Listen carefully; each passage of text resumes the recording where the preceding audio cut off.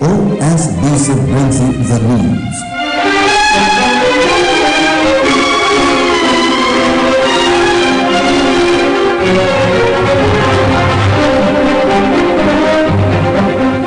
News across the country.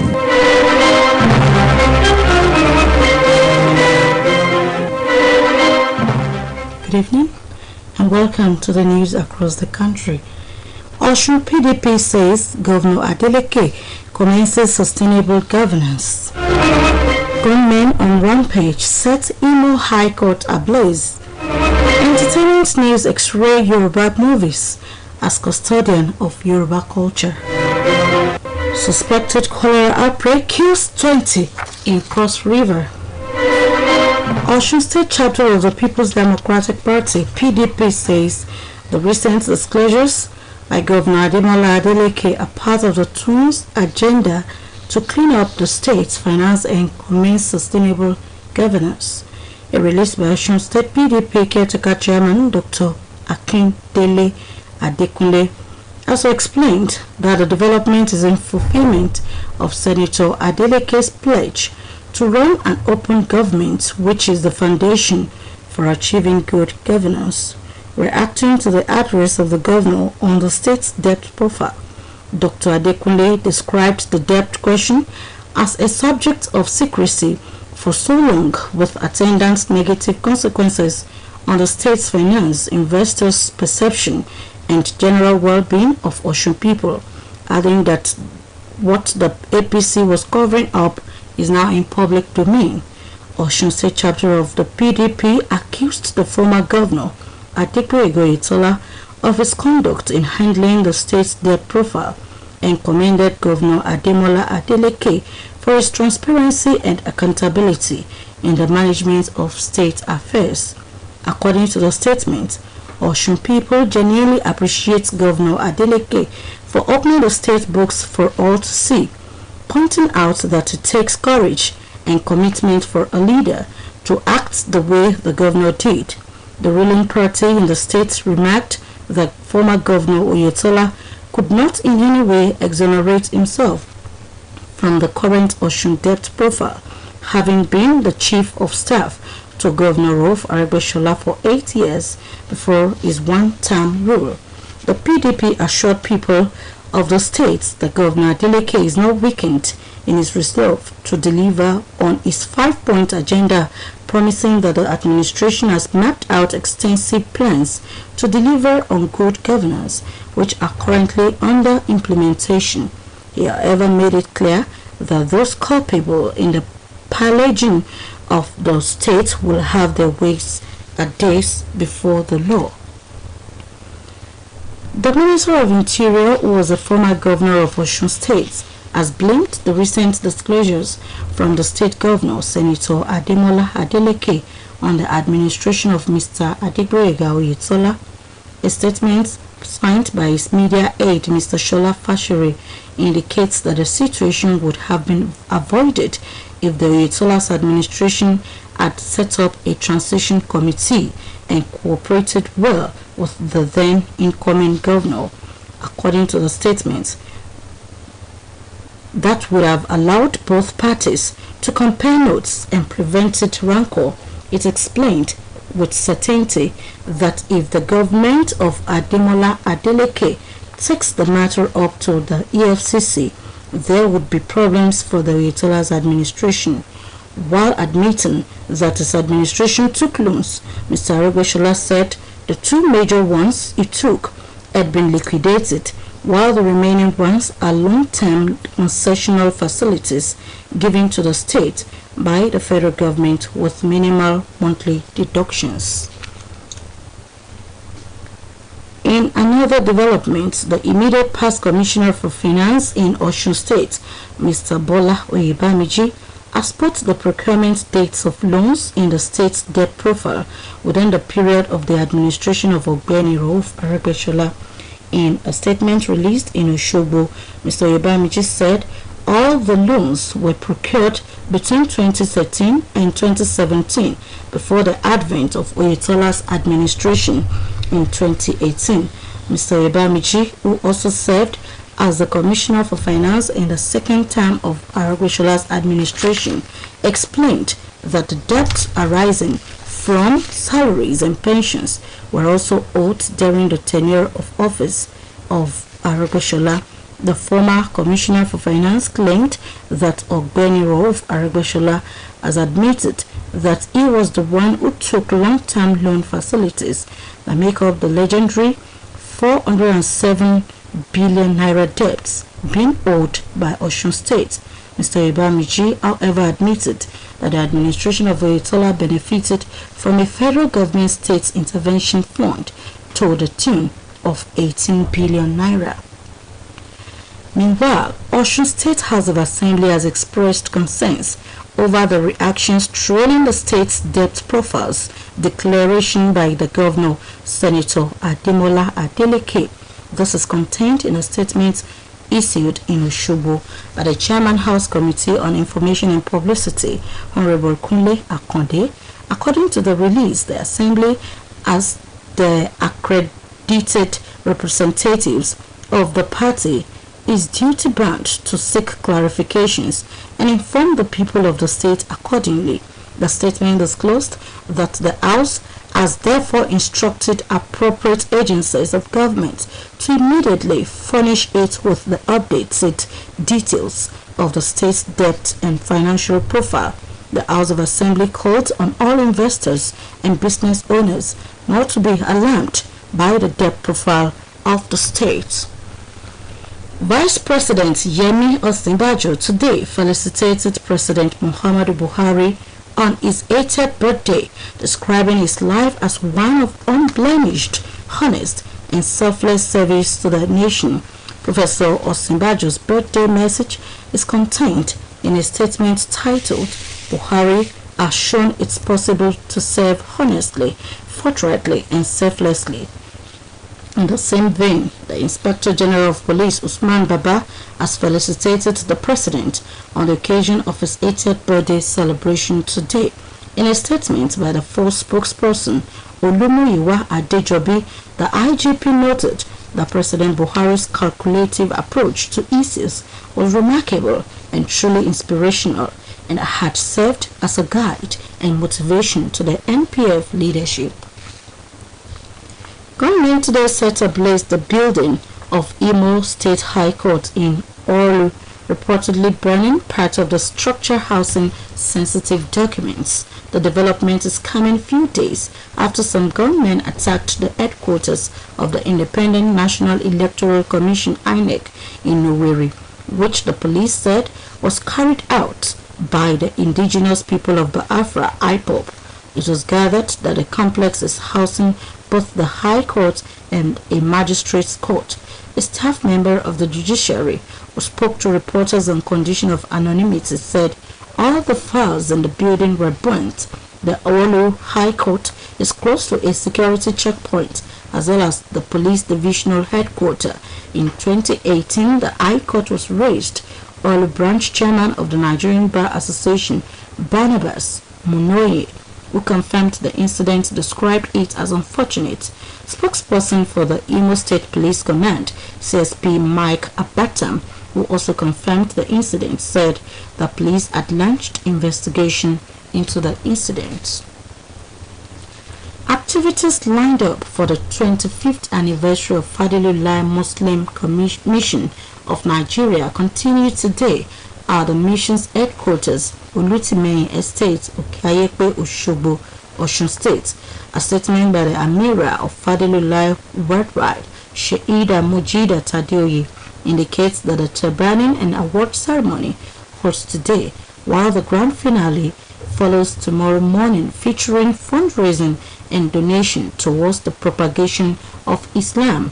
The statement explains further that the governor of Osun State, Senator Ademola Adeleke, is a special guest of honor, with the secretary to the state government, Alhaji Taslim Igbalaye, a former director of SSS, Chief Adebowale Amuro, MFR, and the Ashiwaju Adini of Ilobu, Alhaji Aziz Kolade, and Alhaji Abdusalam Giwa as guest of honor. It adds that the Ataja of Oshobo land, Obajima Oyetunji Laroye II, is the royal host, while the Olowo of Owele, Oba Muhammad Kazim Raji, is the royal father of the day, and the Grand Imam of Osun State, Sheikh Musa Animashaun, is the spiritual father of the day. Holy Land Christian Church of God will tomorrow morning celebrate a annual Jesus Convention with the theme Rising Star. This is contained in a release by the 2022 Convention Planning Committee. Venue is Holy Land Headquarters behind NECO Office, Zone C, Ataja Estate, Africa Area, Oshobo. This is the news across the country, coming to you from Osun State Broadcasting Corporation, Voice of the West, Nigeria. Now, a mid-news message. Peace is an essential ingredient of democracy. Give peace a chance wherever you find yourself. Movies primarily mirror the society. Entertainment News Today examining Yoruba movies as custodian of the Yoruba culture. Lolade Olu Ojegbeje has details.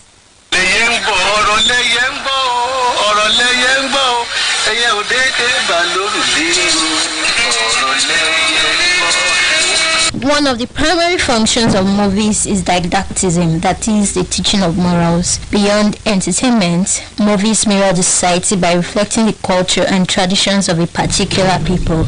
Today, we examine the Yoruba movie industry as a custodian of Yoruba culture. It is common knowledge that the Yorubas are mindful of culture, hence whatever is produced by indigenous Yoruba people is traceable to culture. The Yoruba movie industry emphasizes this. First is the teaching of morals. An average Yoruba society is morally inclined. Thus, Yoruba movies emphasize the importance of morals such as the reward for good and evil, the value of respect, the importance of honesty and integrity. Through the use of proverbs, the Yoruba movie industry gatekeeps the Yoruba culture, and this helps to preserve the language and moral lessons in the proverbs.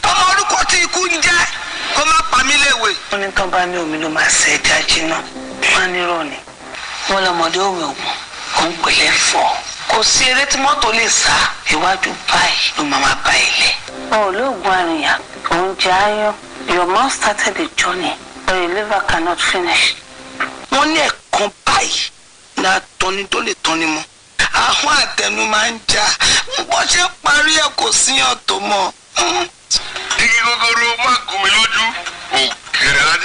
Storytelling is another way Yoruba movies project the culture of the people. Movies telling the stories of the old Oyo Empire exposes the Yoruba culture to a larger audience. However, newer developments in the movie industry endangers the preservation of the Yoruba culture. The negative influence of modernization has affected how African stories are told. It is worrisome that some of the newer Yoruba movies have watery plots and are without regard for decent use of words. While this is still an issue, Yoruba movies with more developed plots have incorporated Western styles into African storytelling. As such, you find issues such as nudity and ideologies alien to Africa and the Yoruba people. In an interview with OSBC Entertainment News, Abigail Amuson speaks generally on the Nigerian movie industry and says that although these movies are getting global recognition, they have adopted Western styles.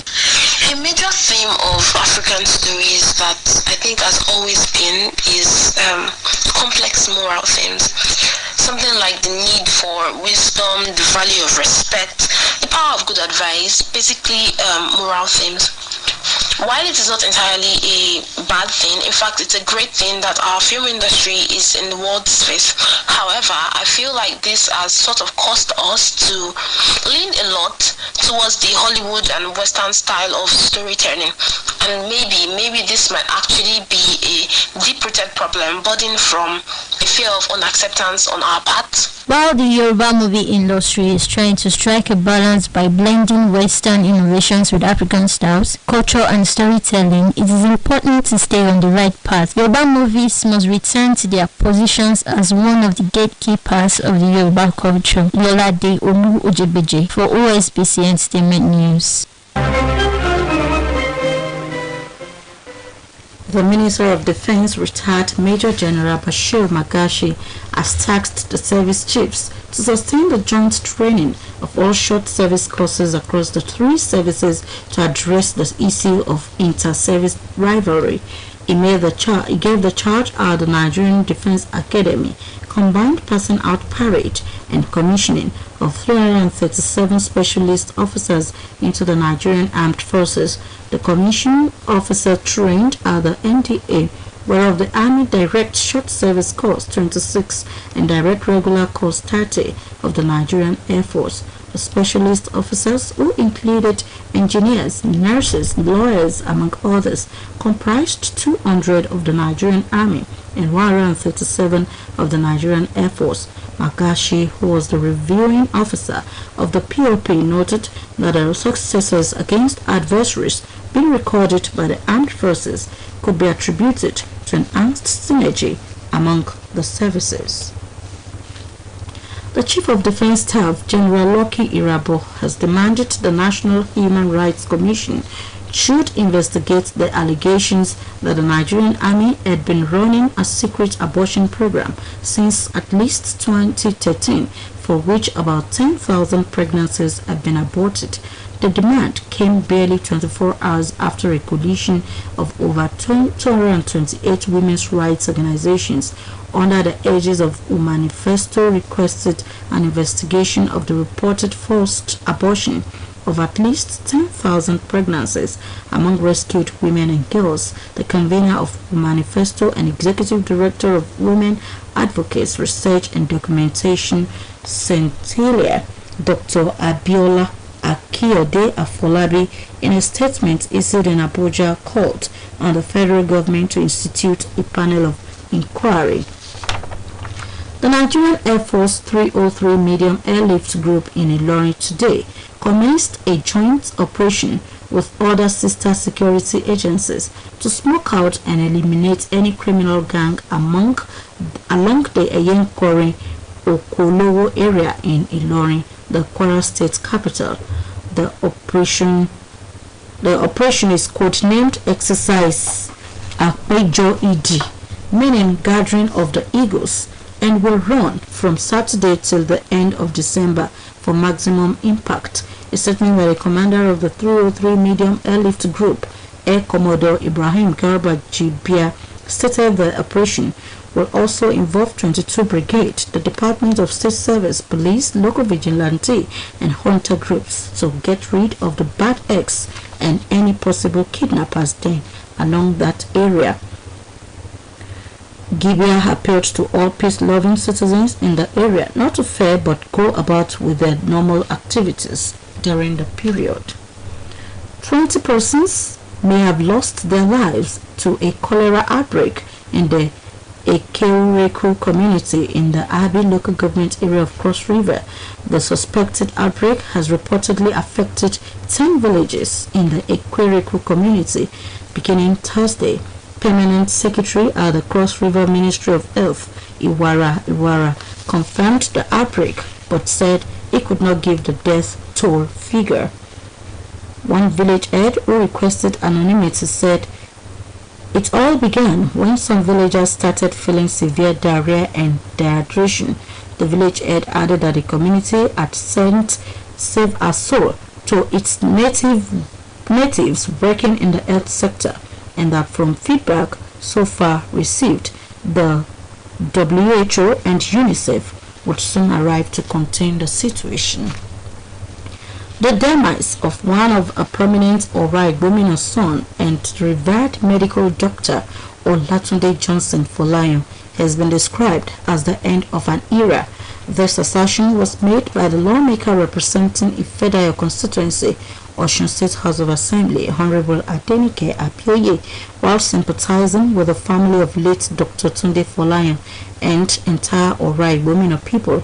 Shijuade Adeshina has the story as presented from our studios. St. Stephen's Anglican Church of Igbomina was filled to its brim as eminent personalities across professional bodies, Muslims and Christians, came to pay their last respect for their one-time friend and mentor, Dr. Tunde Folayan, who bade the world goodbye.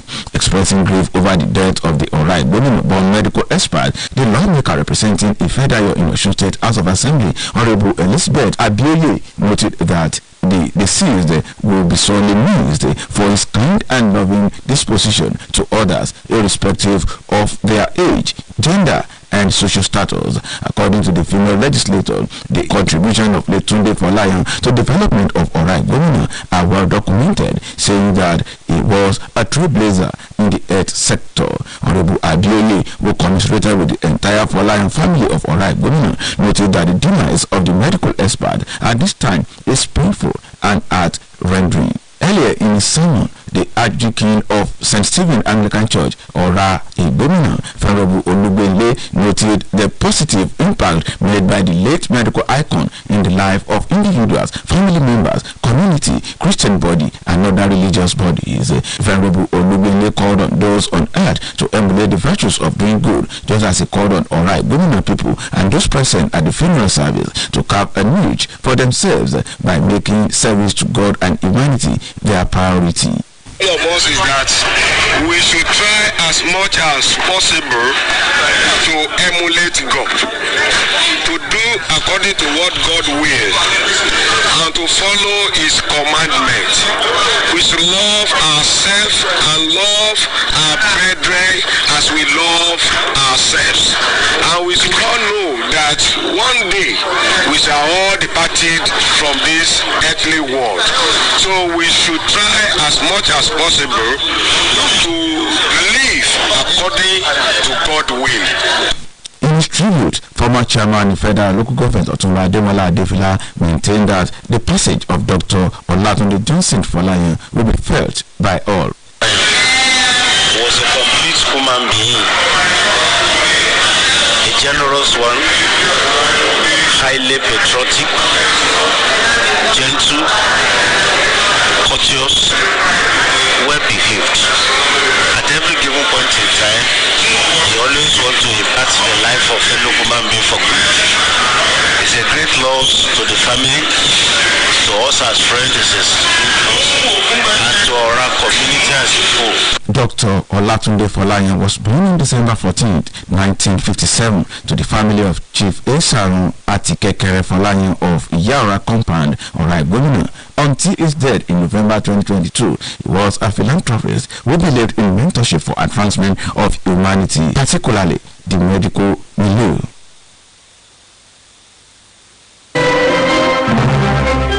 Nigeria has submitted a joint bid to co-host the 2025 African Cup of Nations with Benin Republic. Adeyemi Abodere has more on sports updates. The Algerian Football Federation has revealed that Benin Republic and Nigeria have successfully submitted their candidacy for the hosting rights of the 2025 African Cup of Nations, which was withdrawn from Guinea months ago. President, Algeria Football Federation, Salah Bey Aboud, who was in Cairo, Egypt headquarters of CAF to submit his country's candidacy, announced that Benin Republic and Nigeria have submitted a joint file in addition to Morocco, also in the race to host the tournament, though the Benin Republic Football Federation and Nigerian Football Federation are yet to officially announce their candidacy to host the continent's biggest football fiesta. South Africa, Senegal, and Zambia are the other candidates to formalize their candidacy. CAF Executive Committee will choose the host for the 2025 African Cup of Nations on February 10 next year. Meanwhile, the Federation of International Football Association, FIFA, has announced the host country for the 2022 World Club Cup. The football governing body confirmed that Morocco will host the international club event. The North African country has been hosting a lot of competitions in recent times following the world-class infrastructure establishment in the country. Two clubs from the country, Raja Casablanca and the defending champions of the CAF Champions League, Wydad Casablanca, will participate in the competition from February 1st to 11th. This will be the second time Morocco will stage the tournament after the 2013 edition. In the meantime, African Soccer Governing Body CAF says the proposed CAF Super League will start next year. It was initially agreed that the CAF Super League will kick off next year with 24 clubs, but a source said the team may have been reduced to 8 for a start. No reason was given for the reduction in the number of participating teams. Ahead of the 2022-2023 Nigerian Professional Football League season, the interim management committee of the league and club owners are set to meet again next week to work out the resumption of the league. The meeting is to finalize proposed kick-off date fixed for the 28th of this month. Meanwhile, some clubs will have to play their own games away from home as their stadium failed to meet the standard requirements. Clubs like Lobby Stars, Nasarawa United, Sunshine Stars, among others, will have to consider another home ground before the start of the new season. Italian legend Francisco Totti has crowned red-hot Super Eagles striker Victor Osimhen as the best striker in the Italian Serie A, with 18 goals in 36 games to his credit at French Ligue 1 team Lille after a season. The Nigerian sealed a record €75 million move to Napoli in 2020. He has scored 10 goals in 14 appearances for Napoli this season, topping the scorers chart in Italy. According to Totti, Osimhen is the strongest striker presently in Italian Serie A. Sport Update returns on Monday. My name is Adeyemi Aboderi. And to end the news across the country, here are the major points. Osun State chapter of the People's Democratic Party, PDP, says the recent disclosures by Governor Ademola Adeleke are part of the twin agenda to clean up the state's finance and commence sustainable governance. Government today set ablaze the building of Imo State High Court in Olu, reportedly burning part of the structure housing sensitive documents. OSBC Entertainment News X-rayed Yoruba movies as custodian of Yoruba culture. 20 persons may have lost their lives to a cholera outbreak in the Ekereko community in the Abi local government area of Cross River. And that was the news across the country, edited by Temitope Olajuwola. For more about us, visit www.osbcng.org. Thanks for listening. Good evening.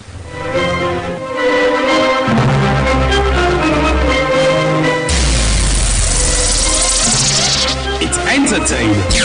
It's educating. Really informative. Qualitative news as it breaks.